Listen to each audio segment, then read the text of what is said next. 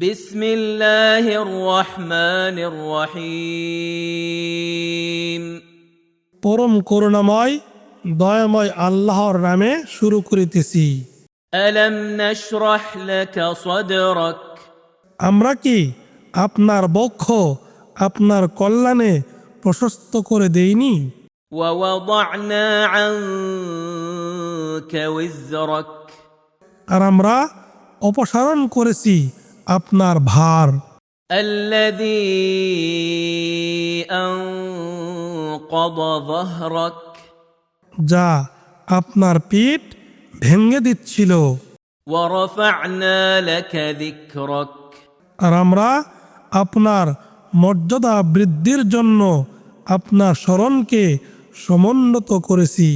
فإن مع العسر يسرا সুতরাং কষ্টের সাথেই তো স্বস্তি আছে।